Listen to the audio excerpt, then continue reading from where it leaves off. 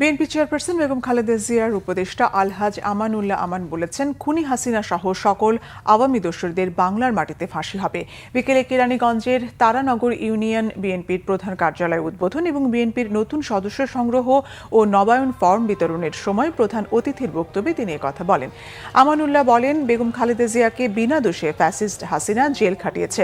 খাবারের সঙ্গে slow poison মিশিয়ে দেওয়ায় তিনি অসুস্থ হয়ে পড়তেন। নেতাকর্মীদের ঘরে ঘরে গিয়ে সদস্য সংগ্রহ ও নবায়ন করার আহ্বানও জানান আমানুল্লাহ আমান।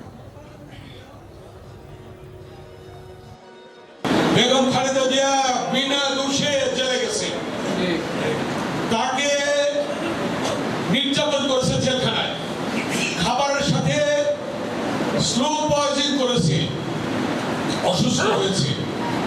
আওয়ামী লীগের সন্ডা পান্ডা গুন্ডা মেম্বার চেয়ারম্যান চিকিৎসার জন্য বিদেশে খালেদা জিয়াকে একটা বারের জন্য বিদেশে যেতে দেয় নাই। সামনে নির্বাচন, আপনারা নির্বাচনের জন্য প্রস্তুতি নিয়ে নিয়েছেন অলরেডি। ঘরে ঘরে গিয়ে উঠানে উঠানে বৈঠক করে আপনারা সদস্য নতুন নেবেন, সংগ্রহ করবেন এবং নবায়ন করবেন।